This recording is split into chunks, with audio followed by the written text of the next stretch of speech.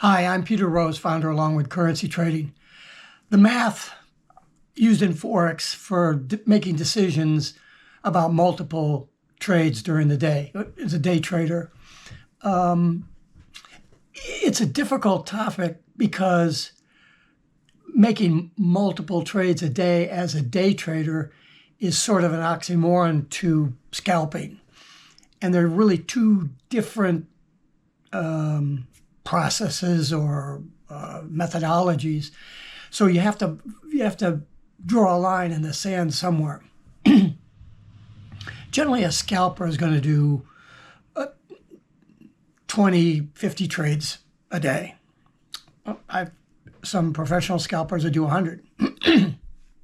But I think the good line for that is 20 in a day. If you're doing 20 trades, that's a lot.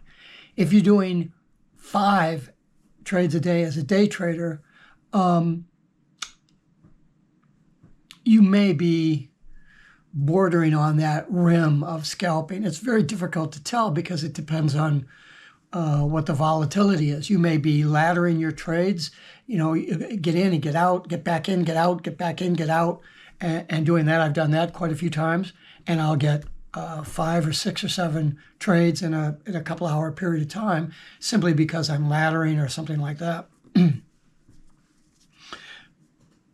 But when you're looking specifically as a day trader, and what you do and what I teach in my fast track course is a methodology where you get all your trading done in an hour and a half or 2 hours. You have to do that because everybody works. And the reason that you're trading is that you're going to try to develop, either replace your job income or at least significantly impact that job income. So it gives you some buffer, right? But you don't have all day to trade. Like you see everybody else on these videos, they trade all day long. And you may want to do that when you get, like I am, I'm retired, or you don't have a job. You may want to trade all day.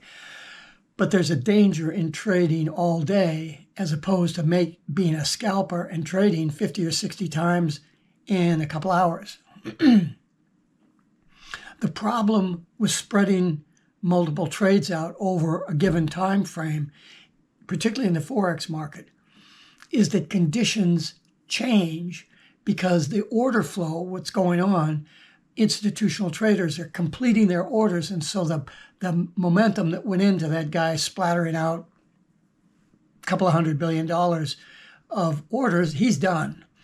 Another guy may pick that up. I mean, it's a $10 trillion a day market, so you've got this constant flux of a lot of stuff. And again, we're talking about trading the 6 major pairs, which is going to be probably close to 50% of the total volume of trading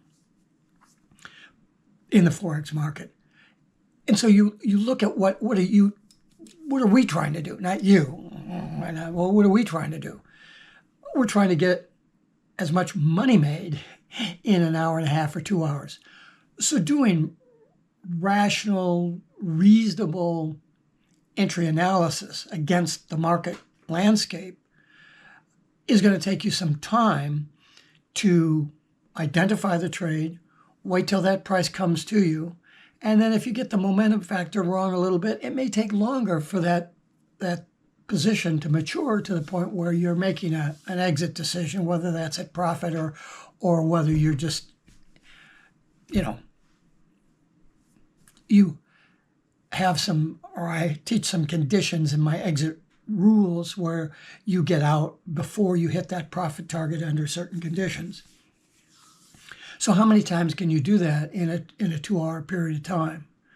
If the volume is running really hot, are you going to want to trade if you only have many times, if you only have a couple of hours to trade? If you're in there trading and you get it wrong and it spikes 20 pips against you, you're going to cut that. And then now you're going to try to make that back. It becomes very difficult in high volatility situations to consider making multiple trades. I think that when you look at the math, and the math of that is your win-to-loss ratio and your average win value have to be taken into consideration as to how many how many trades you can make before the probabilities of your ability run out. And particularly if you're a really active day trader, you're making 300 trades a year. That's pretty active, because the probabilities say that you'll have a pretty good percentage likelihood that you'll hit 6 losers in a row. You'll hit 6 winners in a row, but they don't hurt you. They help you. But the 6 losses, they can be really bad. You know, when you start getting winners in a row, you're compounding into them as that goes to take advantage of that run. The opposite happens too, is that when the price runs against you, our emotional structure tends to want to try to make up for those losses, and it compounds, and you lose more, and then you got to make more pips back in order to. So the math really runs against you. That's the math. It's simple. Win-to-loss ratio. How many times you win versus how many times you lose, and when you win, how much do you win in relationship to how much you lose? Because when you're looking at that 2-hour time frame, how many times can you do that cycle? Because usually when you're taking multiple trades, you're trading an order flow situation that you see, and that order flow may be very big, but you have congestion points above and below where price is that if you're trading on the 5-minute chart, it wouldn't be anything for that 5-minute bar, which normally on the majors might have a 5-period ATR. You might throw a 20 pip bar, and that would screw everything up. Well, how badly would it screw up? You have to run through the math and calculate those possibilities. And if you don't have good enough metrics, then you're just not going to want to get involved in the added risk of making multiple trades. Because when one goes against you, that loss is probably more than what you might be taking to ladder your way up. So let's say you're in a changing volatile situation. In other words, prices spiking up, and then it's coming back down, and it goes back up, and it goes back up, but it's going up more. And so you're looking for those spikes, get in, get out. So what are you getting? You might be getting 5 pips. Well, where's your loss point on that? If you're trading multiple times like that, you can't be setting stops. You have to keep those in your head, and you have to look at the pip counter on your trading platform. Are you going to get out at 8 pips? You're going to let that slip to 10. Well, that 110 pip loss vanquishes 2 5-pip gains.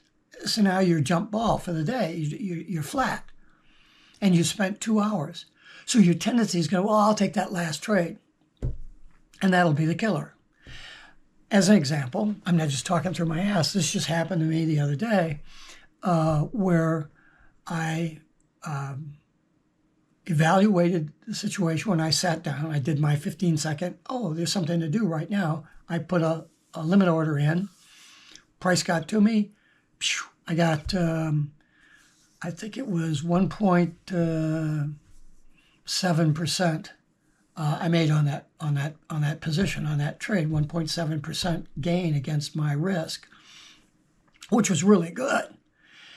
And I thought, well, this is continuing. It had a big pullback, and then we're going to continue on from there. So I thought I'll play this again. So I got back in, but it staggered. So okay, let's just get out of here. And it was basically a break-even trade. I didn't win much. I didn't lose much. It was a tiny loss. I waited, and price went back to that, and it had some more momentum. I'll go back in. So I go back in, and I took a 0.3% loss. It just wasn't looking very good. I should have stopped at that point.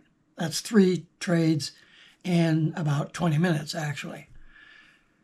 And I was standing at, I don't know, 1.33% a gain against risk after having those two losses. And I made the fatal mistake of, well, let's try this one more time.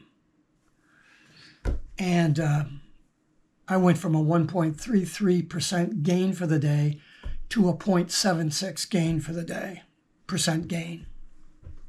So from a 1.33% gain to a 0.76 gain.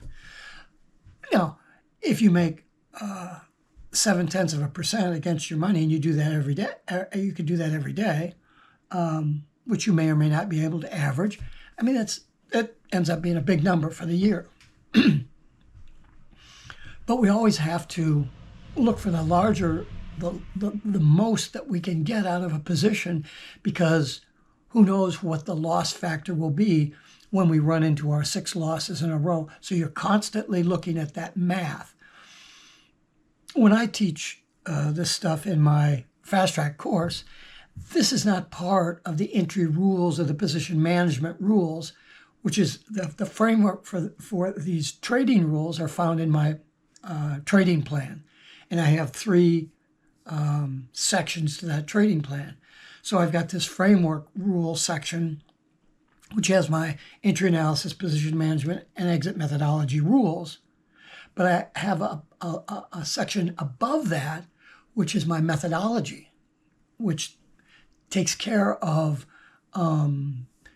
generic stop conditions, methodologies for dealing with the kind of scenario that I'm talking about here, 3 trades max, and then you cut it for the day.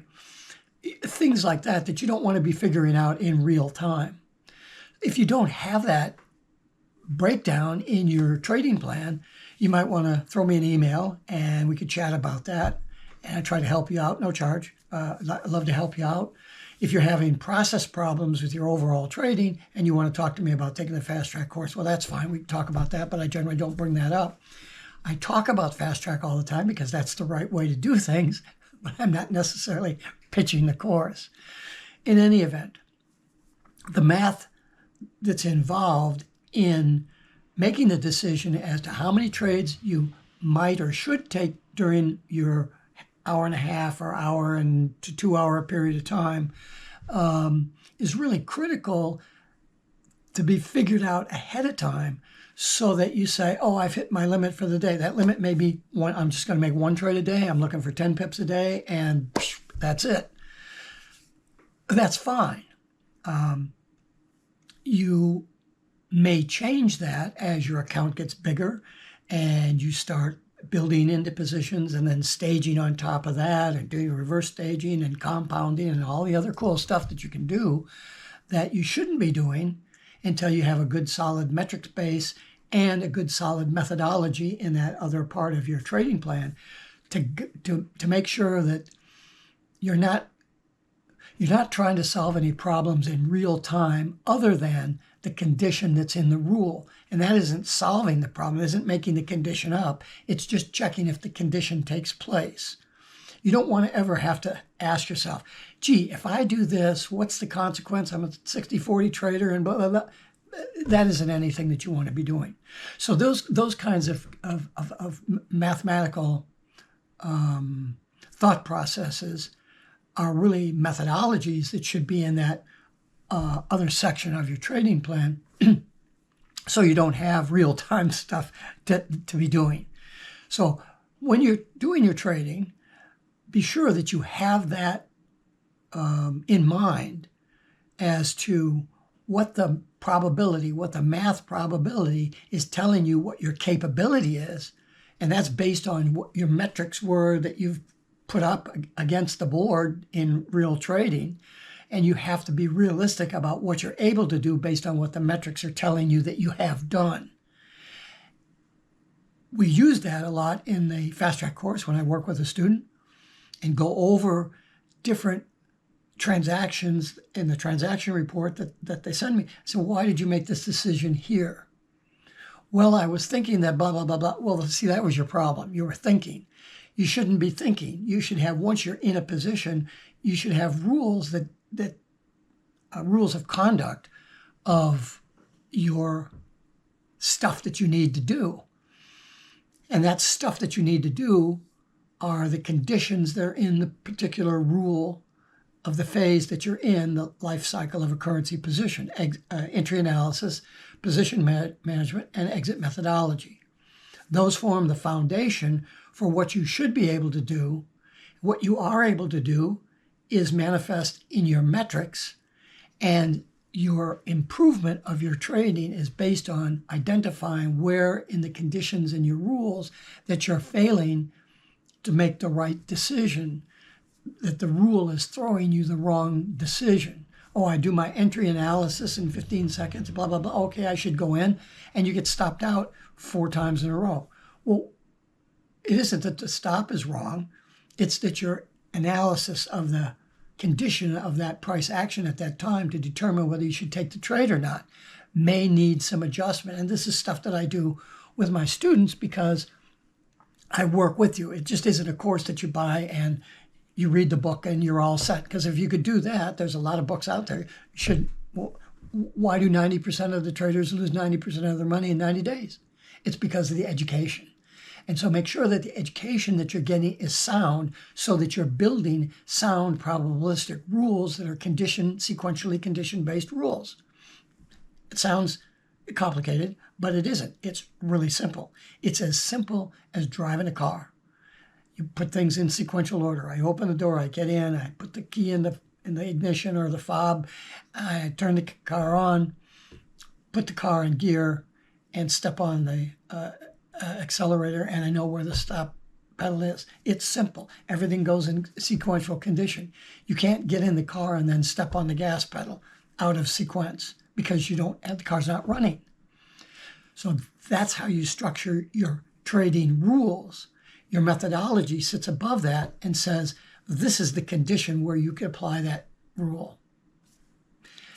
And that's the math, the Forex math of making multiple trades in a day. Again, if you have any questions about this stuff, send me an email. I'll be happy to get a conversation going with you. Peter Rose, Longwood Currency Trading. Have a great day and have a great trading day.